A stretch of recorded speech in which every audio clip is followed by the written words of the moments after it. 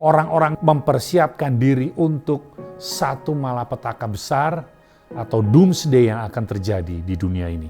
Tetapi kalau kita menolak mendengarkan kabar kasih karunia yang diberikan oleh Yesus terus-menerus selama ini, kita akan memperkuat diri kita ke dalam ketidakpercayaan.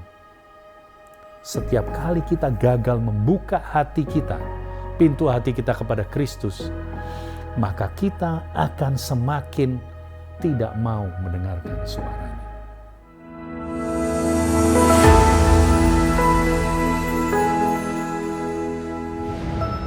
Shalom, apa kabar saudara-saudara sekalian? Para pemirsa yang dikasihi Tuhan, pada saat ini kita akan pelajari satu topik pelajaran yang sangat penting. Mudah-mudahan ini dapat berguna bagi Anda. Dan sebelumnya, saya rindu untuk mengajak saudara-saudara sekalian untuk berdoa bersama-sama. Mari kita berdoa. Tuhan, Bapa yang bertahta dalam kerajaan surga, pada saat ini Tuhan kami akan mendengarkan firman-Mu. Biarlah Roh Kudus Tuhan bekerja dan berbicara ke dalam hati dan pikiran kami masing-masing. Sehingga pada saat kami selesai mendengarkan firman ini, ada perubahan yang Tuhan berikan agar kami rindu untuk lakukan. Terpujilah nama-Mu, karena ini semua kami mohon, hanya di dalam nama Yesus, penebus dan juru selamat kami. Amin. Judul pembahasan saya pada saat ini adalah pekabaran kasih karunia. Ayat inti kita terdapat di dalam 2 Petrus 3 ayat yang ke-9. Dikatakan begini, Tuhan tidak lalai menepati janjinya, sekalipun ada orang yang menganggapnya sebagai kelalaian. Tetapi ia sabar terhadap kamu karena ia menghendaki supaya jangan ada yang binasa, melainkan supaya semua orang berbalik dan bertobat. Saudara-saudara tahu, saat ini di dunia ada yang disebut dengan Doomsday Preppers. Doomsday Preppers ini dari National Geographic Channel.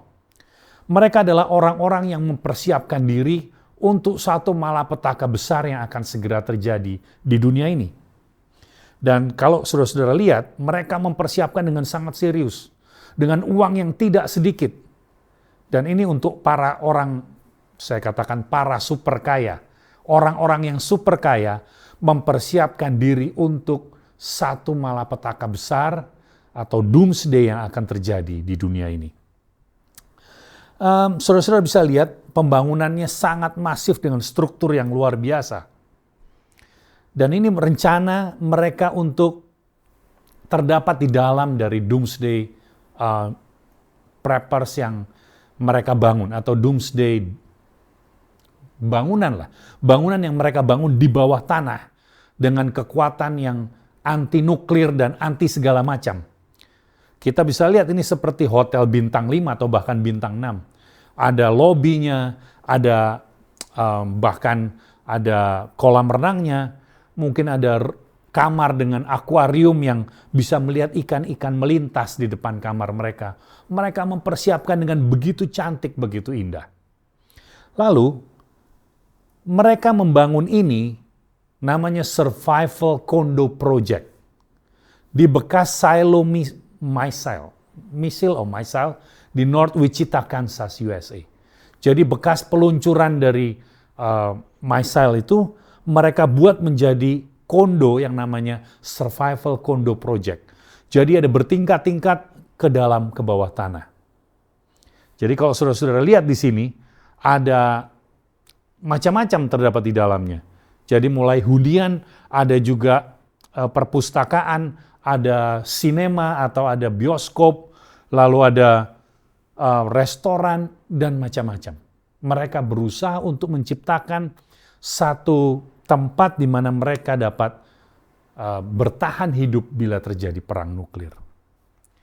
Kalau kita lihat di sini, bahwa banyak orang percaya akan ada satu kehancuran besar yang akan terjadi. Lalu mereka memprediksi bahwa itu akan menjadi akhir dari dunia ini. Mereka mempersiapkan diri. Tidak hanya dari Alkitab atau nubuatan, tetapi peristiwa-peristiwa yang terjadi di sekitar kita, kita bisa melihat bahwa benar-benar menyatakan akhir dari segalanya akan tiba dengan sangat cepat.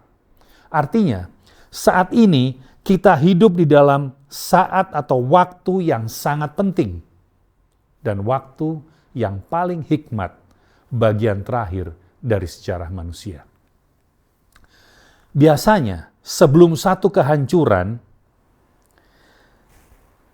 besar akan terjadi, Tuhan itu pasti akan mengirim atau memberikan amaran, memberikan peringatan, mengirimkan nabi-nabinya, utusannya, untuk memberikan kesempatan untuk manusia supaya bertobat. Dan amaran kasih karunia terakhir kepada umat yang dikasihinya.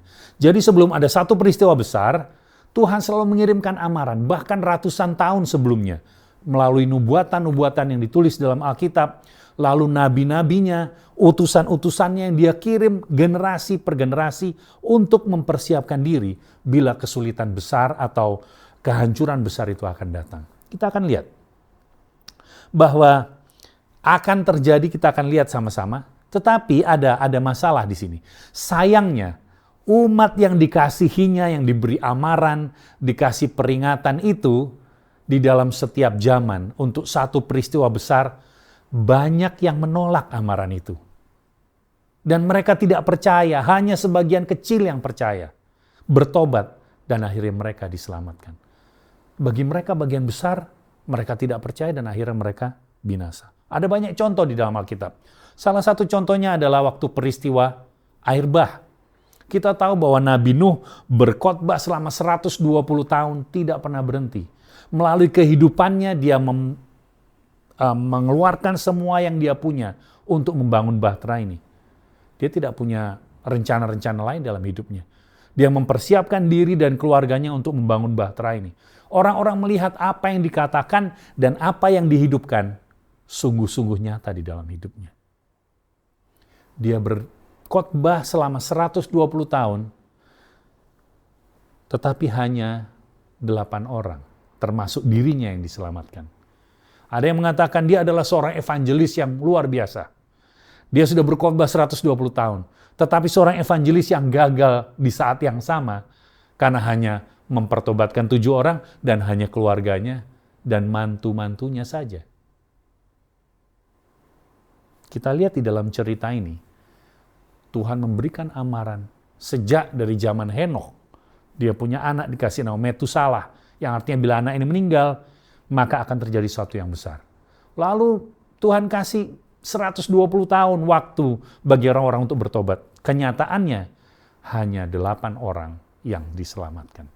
Lalu cerita yang lain adalah tentang Sodom dan Gomora.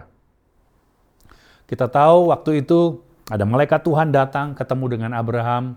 Dia katakan bahwa dia akan membinasakan kota Sodom karena kejahatan yang sudah memuncak. Orang-orang Sodom sudah begitu jahat. Tidak menganggap penting hal-hal yang rohani, melakukan dosa yang luar biasa. Oleh karena itu mau dibinasakan. Diberikan amaran, diberikan peringatan. Tetapi hanya 3 orang akhirnya selamat. Itu pun bapak dan 2 anak perempuan. Ibunya berhasil keluar dari Sodom, tetapi dia tidak mengikuti apa yang dikatakan oleh malaikat. Dia menoleh ke belakang dan jadi tiang garam. Lalu selain itu, ada cerita tentang kota Yeriko. Kota Yeriko, orang-orang Yeriko melihat mungkin 40 tahun bangsa Israel ini keluar dari Mesir, membelah laut, dan Tuhan melakukan hal-hal mujizat luar biasa kepada bangsa ini. Mereka diberikan waktu untuk bertobat sebenarnya. Tapi mereka tidak mau untuk bertobat. Penduduk kota Yeriko telah diberi banyak kesempatan untuk bertobat. Bukan hanya 1 kali, 2 kali. 40 tahun sebelumnya, penghakiman atas Mesir telah bersaksi tentang kuasa Allah Israel. Jadi mereka sudah dengar tulah yang terjadi di Mesir, bagaimana menakutkannya bangsa ini karena memiliki Allah yang maha kuasa, memiliki Tuhan yang sungguh powerful. Penaklukan Midian, Gilead, dan Bashan telah semakin menunjukkan bahwa Tuhan lebih berkuasa dari semua dewa-dewa yang mereka sembah. Kebenciannya terhadap ketidakmurnian telah ditunjukkan dalam penilaian terhadap Israel atas partisipasi mereka dalam upacara Baal Peor yang keji. Semua peristiwa ini diketahui oleh penduduk Yeriko. Jadi walaupun waktu itu belum ada internet, belum ada TV, belum ada mungkin telepon, tapi mereka memperhatikan bahwa ada hampir 2 juta orang yang berjalan ini memiliki kuasa yang besar yang dipimpin oleh Allah mereka. Banyak yang mendengar keyakinan Rahab, meskipun mereka menolak untuk mematuhinya, bahwa Allah Israel adalah Allah di surga, di atas, dan di atas bumi di bawah. Seperti orang-orang sebelum air bah, orang-orang Kanaan hidup hanya untuk menghujat surga dan menajiskan bumi. Baik cinta maupun keadilan menuntut penghukuman para pemberontak ini melawan Allah dan musuh bagi manusia. Jadi setelah melihat 40 tahun, bagaimana orang-orang Israel dipimpin keluar dari Mesir dengan begitu hebatnya, bagaimana Tuhan memimpin dalam setiap peperangan. Mereka yang bukan siapa-siapa, tidak memiliki kekuatan tentara, mereka bisa menang melawan bangsa-bangsa yang kuat. Itu semua menjadi perhatian bagi orang-orang Yeriko. Tidak sampai di situ. Setelah 2 orang pengintai datang ke rumah Rahab dan disembunyikan oleh Rahab, wanita pelacur itu, dan mereka mengikat janji, lalu Rahab ini juga berusaha meyakinkan saudara-saudaranya, meyakinkan teman-temannya untuk datang bergabung dengan dia supaya mereka tidak dibinasakan. Tetapi apa yang terjadi? Mereka tidak percaya dan mereka menghujat surga. Demikian pula dengan kejadian pada waktu Yerusalem ditaklukkan. Ada kutipan yang mengatakan, demikianlah orang-orang Yahudi memeteraikan penolakan mereka terhadap belas kasihan Allah. Hasilnya dibuatkan oleh Kristus dalam perumpamaan. Raja mengutus pasukannya dan menghancurkan para pembunuh itu. Dan membakar kota mereka. Penghakiman yang diucapkan menimpa orang-orang Yahudi dalam kehancuran Yerusalem dan berhamburannya bangsa itu. Jadi sudah dinubuatkan oleh Yesus lama. Tapi orang-orang Yahudi tidak mau memperdulikan nubuatan itu dan menganggap remeh. Hanya orang-orang Kristen yang dikatakan oleh Yesus, kalau engkau melihat panji-panji Romawi itu, segera tinggalkan kota.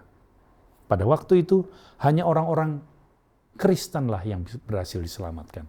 Mereka lari ke gunung-gunung dan pada saat kehancuran kota itu, orang-orang Yahudi lari masuk ke dalam bait suci, mereka semua dibakar habis dan mati binasa.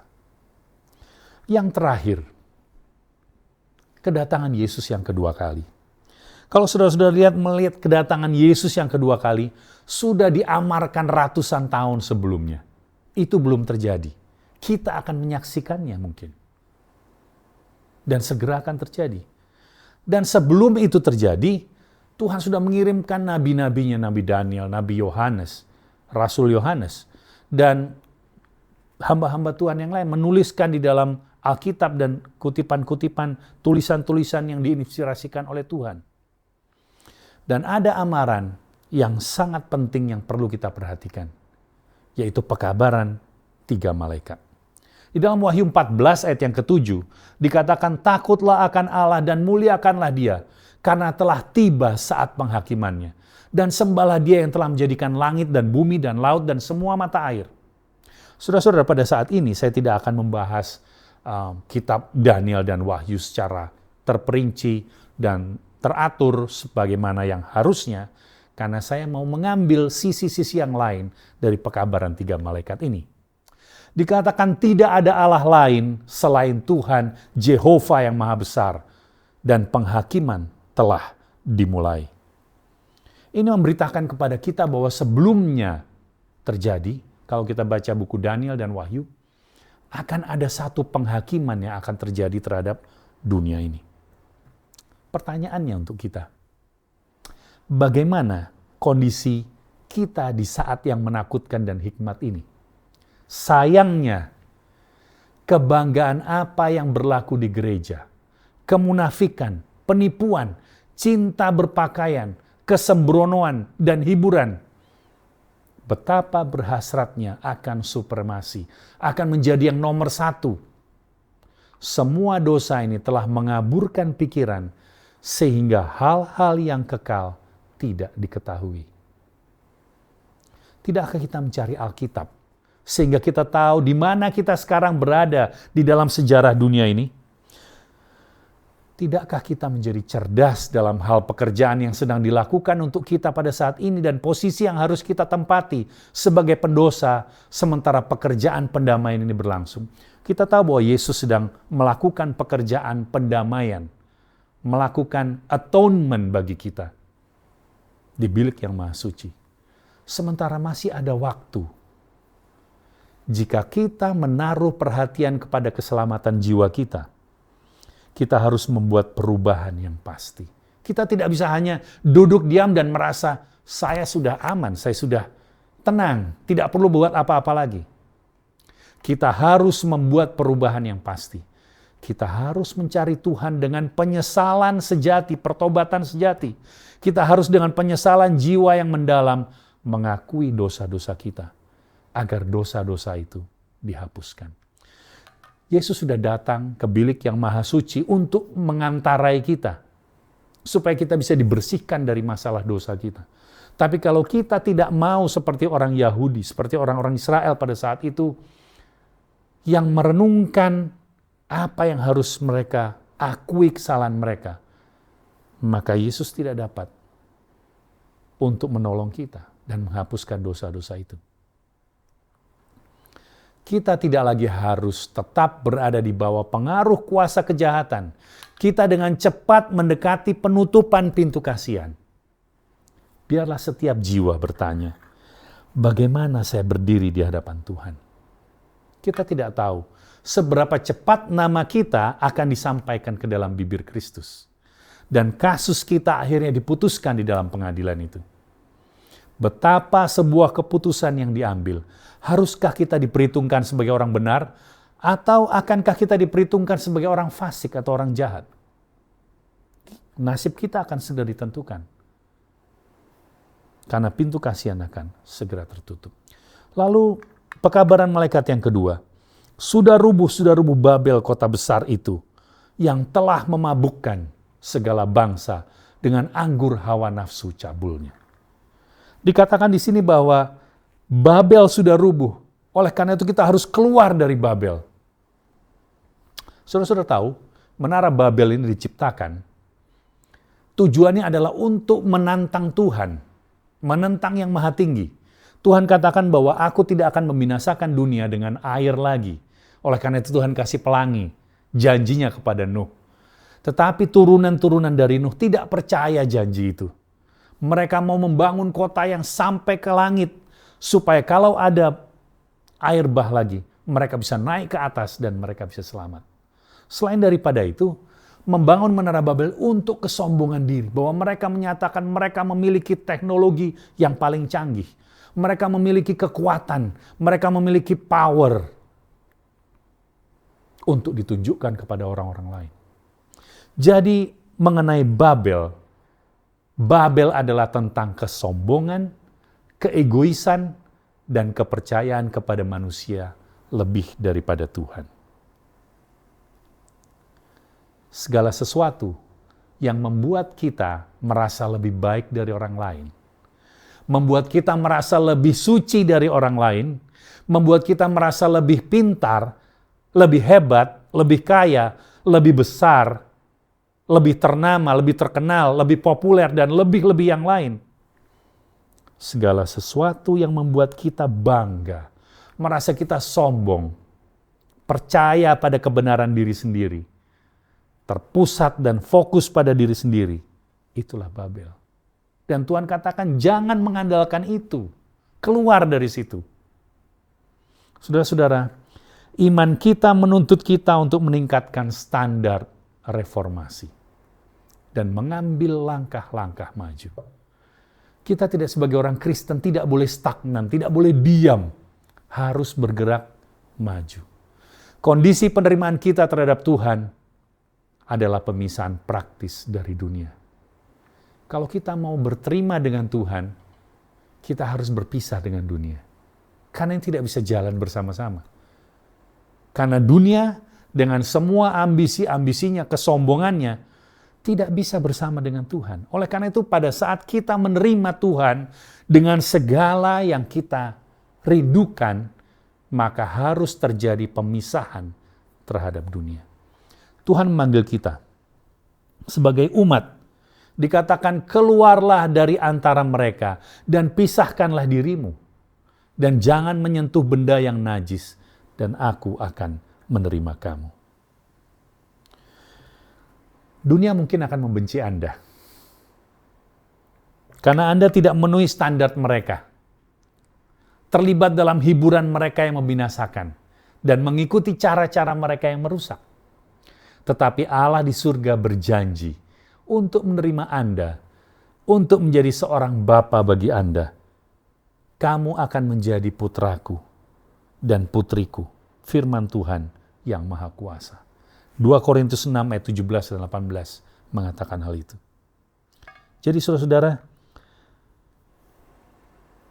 karena iman kita akan dikucilkan dari antara teman-teman kita mungkin. Kita akan menjadi seperti outnumbered.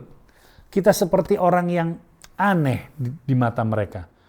Tidak memakai pakaian yang sama dengan mereka, tidak memiliki standar-standar yang sama, tidak memiliki impian yang sama, tidak memiliki selera yang sama.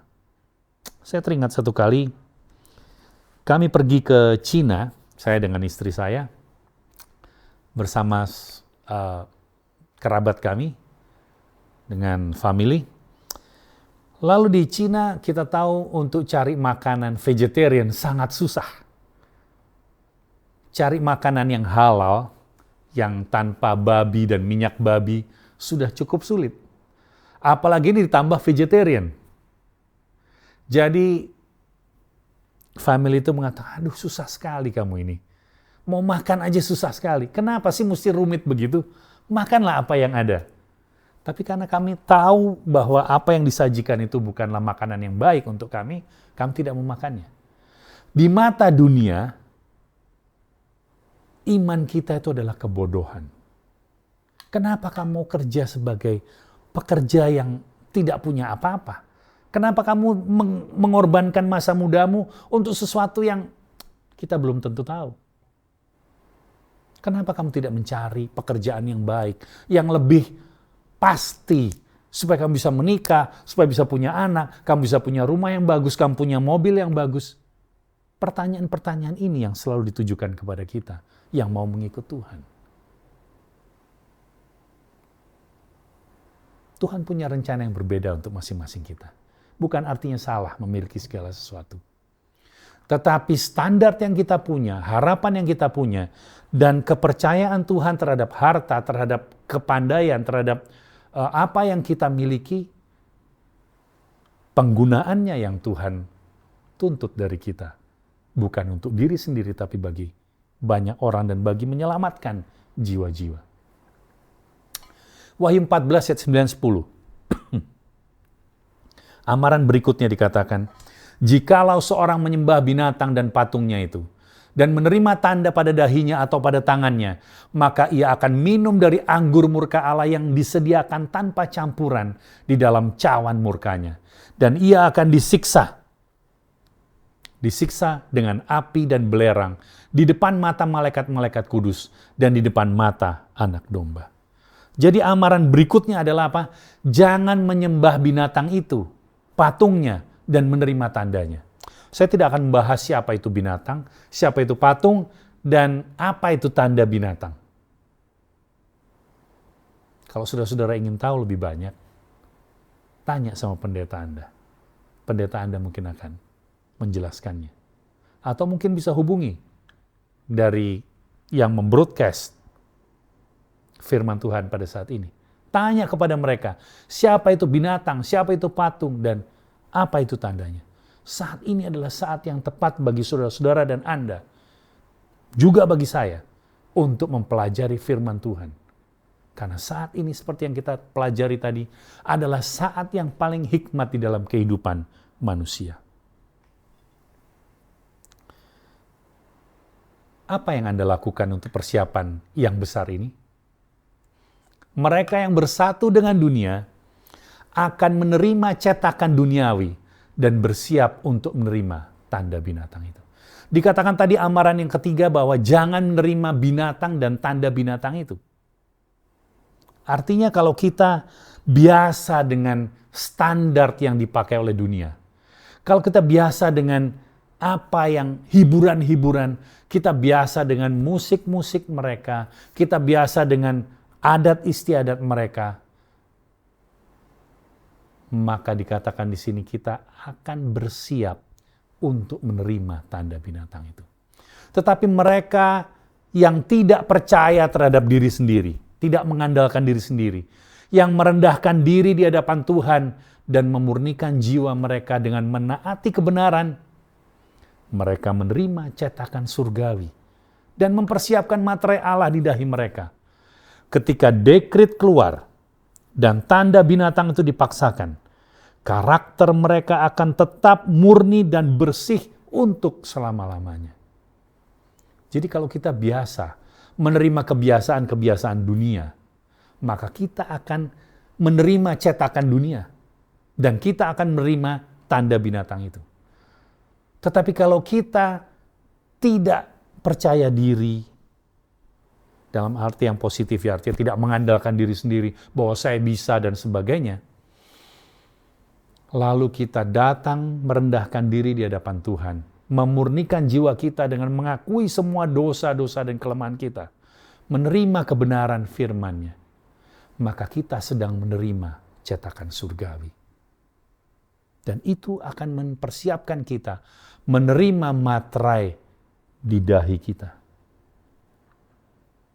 Jadi walaupun nanti tanda binatang itu dipaksakan, karakter kita yang sudah menerima cetakan surgawi ini akan tetap murni dan bersih walaupun hukuman mati sekalipun diancam bagi kita. Sekarang adalah waktunya untuk bersiap. Materai Allah tidak akan pernah diletakkan di dahi pria atau wanita yang tidak murni.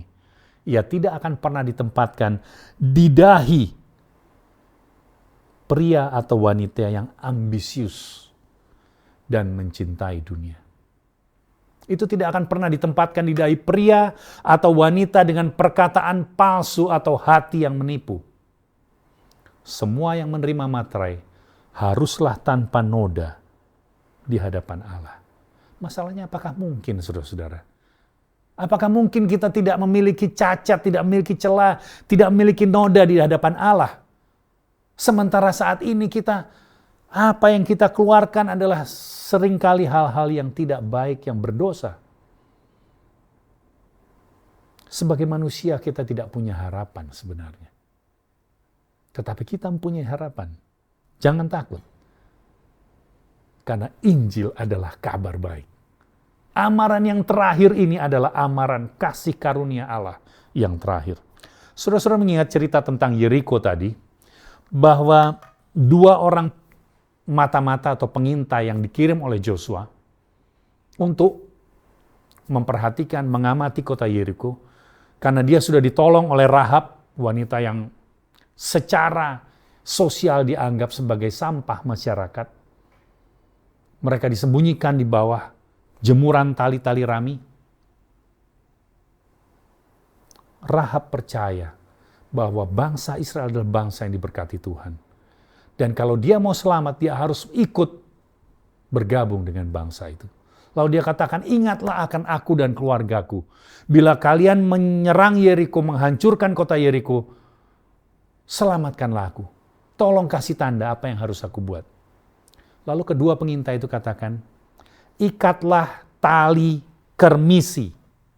Kita tahu kermisi warnanya merah. Tali kermisi ini di jendelamu dan kami akan tahu itu adalah rumahmu. Setiap orang yang ada dalam rumah itu akan selamat. Kecuali dia keluar dari rumah itu, maka kami akan binasakan. Saudara-saudara, kenapa tali kermisi yang dijadikan tanda? Kenapa harus berwarna merah? Ini adalah gambaran dari darah Kristus. Pada saat darah Kristus terdapat di dalam rumah kita, maka rumah kita dan seisi rumah kita akan diselamatkan. tanpa menerima darah Kristus. Kalau orang tidak percaya, Rahab kamu omong kosong. Tidak mungkin orang-orang itu akan menyelamatkan kita. Tapi kalau mereka percaya bahwa tali merah itulah yang akan menyelamatkan mereka, maka mereka akan diselamatkan. Kita bisa berbicara apa saja. Tapi kalau kita percaya akan darah Kristus yang menyelamatkan kita, maka keselamatan menjadi bagian kita. Memakan daging dan meminum darah Kristus berarti menerima Dia sebagai juru selamat pribadi kita. Tidak cukup hanya di mulut saja atau di bibir saja. Kita harus memakan daging dan meminum darah Kristus. Berarti menerima Yesus sebagai juru selamat pribadi kita. Percaya bahwa Dia mengampuni dosa-dosa kita. Kita melakukan semua hal yang buruk di masa yang lalu kita. Setiap Anda dan saya memiliki catatan yang buruk. Kalau mau ditimbang antara perbuatan baik dan yang jahat yang kita buat, mungkin perbuatan yang jahat, yang dosa, yang tidak berkenan bagi Tuhan, daftarnya lebih panjang daripada kebaikan-kebaikan kita. Dia mengampuni dosa-dosa kita, dan bahwa kita sempurna di dalam Dia. Artinya kita dapat tidak bercacat, tidak bernoda, dianggap sempurna oleh Kristus, karena kita menerima Dia di dalam kehidupan kita. Bukan karena melihat kita, maka Tuhan akan mengatakan, kamu adalah hamba-Ku yang setia. Kamu tidak bercacat celah, bukan.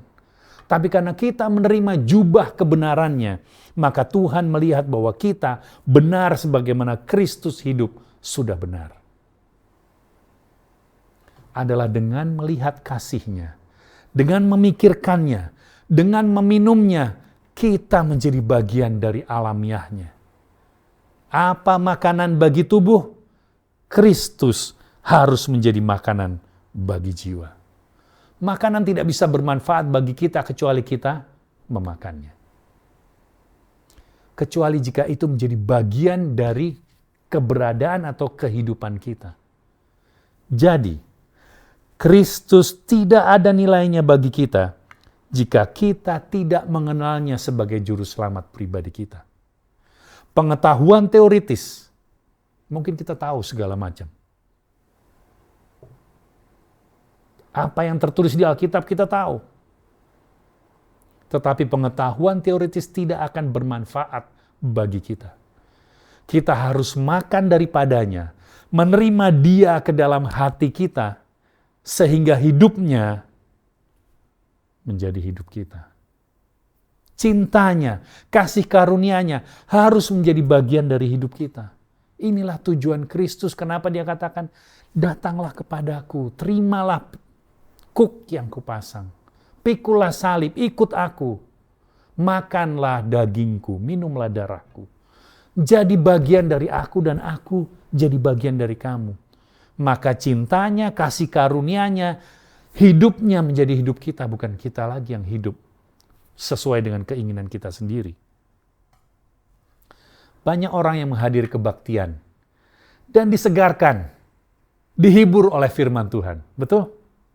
Saya percaya banyak kita yang pada saat mendengarkan firman Tuhan, sungguh menyentuh hati saya. Kita sungguh bersemangat pada saat itu. Tetapi melalui pengabaian perenungan pribadi, kewaspadaan dan doa, mereka akan kehilangan berkat dan menemukan diri mereka lebih miskin daripada sebelum mereka menerimanya. Kalau kita hanya mengandalkan, pendeta yang khotbah, kita menikmati, tergugah dengan firman Tuhan, tetapi hanya cukup sampai di situ, kita tidak melakukan perenungan pribadi.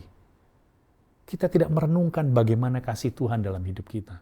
Bagaimana kita orang yang berdosa ini memiliki kesempatan untuk hidup yang kekal karena apa yang Tuhan Yesus sudah lakukan. Kalau kita tidak waspada di dalam pilihan-pilihan kita, dan kita tidak berdoa dengan sungguh-sungguh, menjadikan Kristus bagian dalam hidup kita, maka kita akan kehilangan berkat. Dan bahkan menemukan diri kita lebih miskin sebelum kita menerima firman yang indah yang disampaikan oleh para pembicara dan pengkhotbah itu. Seringkali mereka merasa bahwa Tuhan tidak berurusan dengan mereka. Yang penting datang ke gereja, dengarkan firman Tuhan yang semangat, cukup.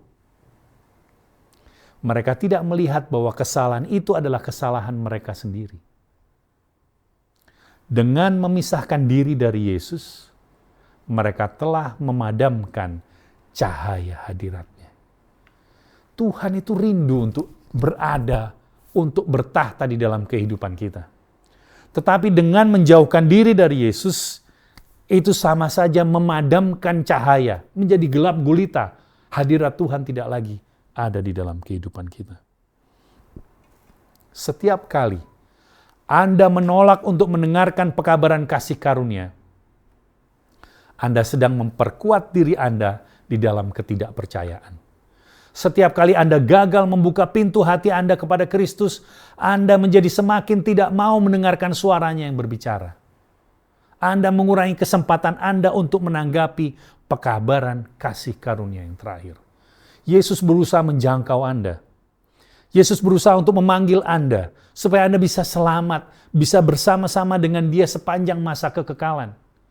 Tetapi kalau kita menolak mendengarkan kabar kasih karunia yang diberikan oleh Yesus terus-menerus selama ini, kita akan memperkuat diri kita ke dalam ketidakpercayaan. Setiap kali kita gagal membuka hati kita, pintu hati kita kepada Kristus, maka kita akan semakin tidak mau mendengarkan suaranya. Janganlah itu dituliskan tentang Anda, seperti kepada Israel kuno. Efraim bersekutu dengan berhala-berhala, biarkanlah dia. Jangan sampai dikatakan, engkau terlalu mencintai dunia, terlalu mencintai berhala-berhala, biarkanlah dia. Dia tidak menyukai aku. Saya dapat satu kutipan yang diberikan oleh teman saya. Dikatakan, kalau kita terlalu kenyang dengan dosa, maka kita tidak akan suka mendengarkan suara Tuhan melalui firman Tuhan. Semakin kita kenyang dengan dosa, semakin tidak suka kita akan firman Tuhan. Karena firman Tuhan itu menegur, memperbaiki, dan memberikan amaran supaya kita bertobat.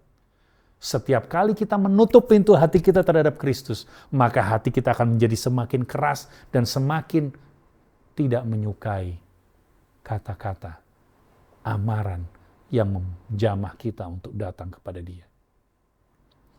Janganlah Kristus menangisi kamu, seperti ketika Dia menangis untuk Yerusalem, sambil berkata, berkali-kali aku rindu mengumpulkan anak-anakmu. Sama seperti induk ayam mengumpulkan anak-anaknya di bawah sayapnya, tetapi kamu tidak mau. Sesungguhnya rumah ini akan ditinggalkan dan menjadi sunyi. Lukas 13 ayat 34 dan 35. Saudara-saudara sekalian, pemirsa yang saya kasihi dan dikasihi Tuhan. Bukan dengan sengaja Anda menemukan channel ini. Tetapi Tuhan berbicara kepada Anda, kepada hati Anda, melalui Roh Kudus pada saat ini, untuk memberikan amaran kepada Anda. Karena Tuhan mengasihi saudara-saudara dan saya. Dikatakan bahwa kita hidup di akhir zaman. Pekabaran kasih karunia yang terakhir, undangan terakhir, dibacakan kepada anak-anak manusia. Perintah, pergilah ke persimpangan-persimpangan jalan, mencapai pemenuhan pada akhirnya. Kepada setiap jiwa undangan Kristus akan diberikan. Para utusan itu akan berkata, ayo, karena semuanya telah siap. Malaikat surgawi masih bekerja dalam kerjasama dengan agen-agen manusia. Malaikat-malaikat saat ini sedang bekerja, masih berusaha menjangkau saudara-saudara dan saya untuk berbalik kepada Yesus. Bahkan Roh Kudus mengusahakan setiap bujukan untuk mengupayakan Anda datang kepada Kristus. Jadi saat ini kita tahu bahwa setan bekerja dengan sekuat tenaganya, dengan seluruh kemampuan yang dipersatukan untuk menjatuhkan umat-umat Tuhan. Tetapi di saat yang sama jangan lupa bahwa malaikat-malaikat Tuhan beserta Roh Kudus bekerja lebih giat lagi untuk supaya kita umat-umat Tuhan jangan jatuh ke dalam bujukan-bujukan setan. Tuhan rindu kita datang kepada Dia. Supaya panggilan keselamatan, undangan terakhir, pekabaran kasih karunia yang terakhir ini tidak kita sia-siakan. Kristus sedang memperhatikan beberapa tanda yang menunjukkan hilangnya beberapa baut. Tahu baut?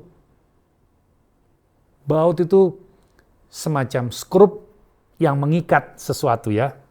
Untuk membuka pintu hatimu agar menjadi pintu masuk bagi Yesus. Malaikat menunggu untuk membawa kabar ke surga bahwa orang berdosa yang hilang itu telah ditemukan. Tuan rumah surga sedang menunggu, siap untuk memainkan kecapi mereka dan menyanyikan lagu bersukacita bahwa satu jiwa telah menerima undangan pesta Injil. Jadi Tuhan Yesus sedang memperhatikan, apakah kita mau membuka pintu hati kita supaya dia bisa masuk. Dan pada saat orang yang berdosa yang hilang ini telah ditemukan, surga ini sudah menanti dengan kecapinya, dengan choirnya untuk menyanyi, untuk bersukacita. Karena satu orang hilang sudah ditemukan. Mungkin saja pada saat ini, saudara adalah orang yang terhilang itu. Dan Tuhan sedang menanti Anda. Kebangunan kesalehan sejati di antara kita adalah kebutuhan yang terbesar dan paling mendesak dari semua kebutuhan kita. Tidak ada kebutuhan yang lain yang lebih besar dari kebangunan kesalehan sejati di antara kita. Mencari ini harus menjadi pekerjaan utama kita. Kita harus mencari kebangunan kesalehan sejati supaya kita dapat menjadi umat-umat yang terpanggil. Harus ada upaya yang sungguh-sungguh untuk mendapatkan berkat dari Tuhan ini. Bukan karena Tuhan tidak mau mencurahkan berkatnya kepada kita, tetapi karena kita tidak siap untuk menerimanya. Bapa Surgawi dikatakan, lebih bersedia memberikan Roh Kudus daripada mereka yang memintanya. Kita tahu bahwa dengan kekuatan kita sendiri kita tidak sanggup. Oleh karena itu kita perlu menerima kuasa Roh Kudus. Dan Bapa di surga begitu rindu untuk memberikan Roh Kudus ini kepada kita. Tetapi kita menyanyiakan berkat itu. Dikatakan Bapa Surgawi lebih bersedia memberikan Roh Kudus kepada mereka yang memintanya daripada orang tua duniawi memberikan hadiah yang terbaik kepada anak-anak mereka. Tetapi itu adalah pekerjaan kita melalui pengakuan dosa, merendahkan hati, pertobatan, dan doa yang sungguh-sungguh untuk memenuhi kondisi yang telah dijanjikan Allah untuk menganugerahi kita dengan berkat-Nya yaitu Roh Kudus. Jadi kalau kita melihat kasih Tuhan yang begitu indah, maka kita akan melihat diri kita ini tidak layak. Kita tidak sanggup. Oleh karena itu kita datang kepada Tuhan dengan semua dosa-dosa yang kita lihat. Roh Kudus akan mengingatkan kita akan setiap dosa yang kita sudah buat. Kita datang kepada Yesus dan mengaku dosa-dosa kita. Kita merendahkan hati kita kepada Tuhan. Lalu bertobat dengan doa yang sungguh-sungguh. Maka akan terjadi kebangunan rohani. Yang mungkin belum pernah Anda rasakan. Tuhan akan mencurahkan Roh Kudus-Nya kepada Anda. Dan Anda akan menjadi orang yang berbeda. Tuhan memanggil. Akankah pria dan wanita mendengar suaranya? Dia memberi peringatan. Apakah mereka akan mengindahkannya? Akankah mereka mendengarkan pesan rahmat terakhir ke dunia yang jatuh? Akankah mereka menerima kuk Kristus dan belajar daripadanya kelembutan dan kerendahan hatinya?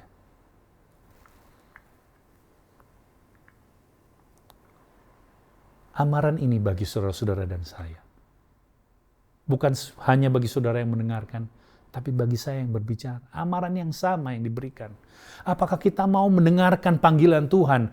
Apakah kita mau mengindahkan peringatan-peringatan dan amaran yang diberikan kepada kita?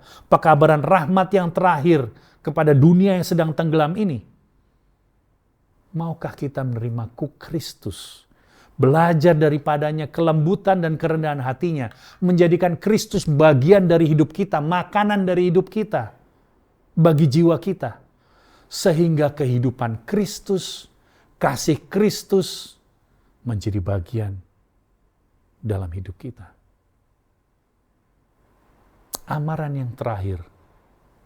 Amaran rahmat yang terakhir diberikan kepada dunia. Untuk mengakhiri, ada satu cerita yang saya mau ceritakan di sini. Berapa tahun yang lalu, ada sebuah gunung berapi yang besar di Jawa Tengah. Namanya Gunung Merapi. Dia di perbatasan antara kota Jogja, Magelang, dan Boyolali. Gunung berapi, gunung yang sangat aktif. Para pengamat sudah memperhatikan bahwa ada gejala-gejala Gunung Merapi ini akan erupsi, akan meletus. Mulai ada awan, kelihatan seperti gambar yang bagian bawah itu, awan berkepul yang luar biasa. Dan sudah diamarkan, saat ini status siaga 3, siaga 2, siaga 1, dan harus mengungsi. Jadi sudah dikasih tahu, jarak dari puncak itu kira-kira 5 kilo atau 7 kilo, saat ini sudah siaga 3. Siap-siap, kumpulkan semua barang-barang. Bila terjadi siaga 2 atau siaga 1, segera tinggalkan. Sudah dikasih tahu.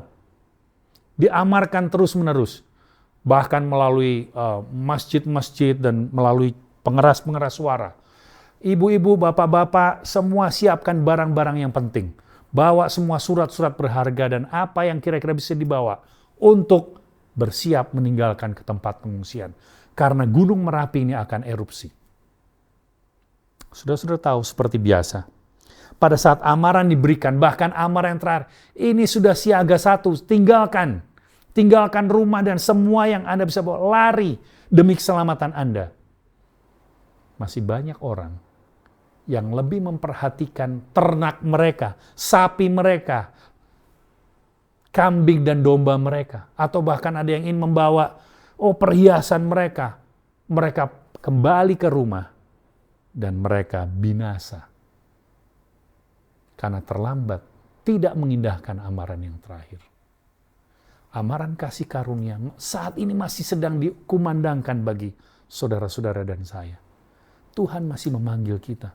Tuhan masih menanti kita untuk datang kepada Dia dan bertobat. Melihat kasih Tuhan, maka kita akan tidak dapat tidak untuk bertobat. Oleh karenanya pada saat ini, saudara-saudara sekalian yang mendengarkan acara ini, saya percaya Tuhan sedang memanggil Anda secara pribadi untuk datang kepada Dia, untuk mendengarkan amaran kasih karunia yang terakhir. Karena Tuhan rindu untuk menyelamatkan saudara. Kalau ini adalah kerinduan saudara untuk datang kepada Tuhan dan katakan, Tuhan, aku adalah manusia celaka, penuh dengan dosa. Tuhan bantu aku, berikan kekuatan kepadaku. Supaya aku dapat menerima panggilan Tuhan. Menerima amaran yang terakhir ini supaya aku dapat diselamatkan. Saya undang kita semua untuk tunduk kepala dan kita kembali berdoa. Tuhan Bapa yang bertahta di dalam kerajaan surga, kembali kami datang kepadamu. Kami mendengarkan firman-Mu Tuhan bahwa Tuhan begitu mengasihi kami. Tuhan rindu untuk menyelamatkan kami. Oleh karena itu Tuhan memberikan amaran demi amaran.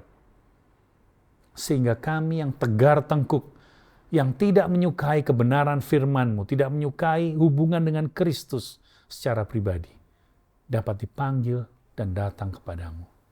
Dan pada akhirnya kami mengatakan, Tuhan, kami membutuhkan Engkau, kami tidak sanggup, kami tidak berdaya untuk berdiri teguh sampai pada akhirnya tanpa pertolongan Tuhan.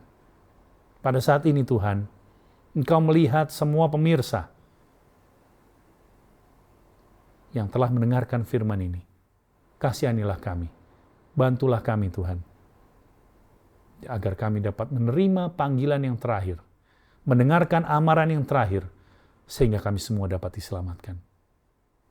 Agar kami dapat bersama-sama dengan penebus kami yang sudah mati bagi kami sepanjang masa kekekalan.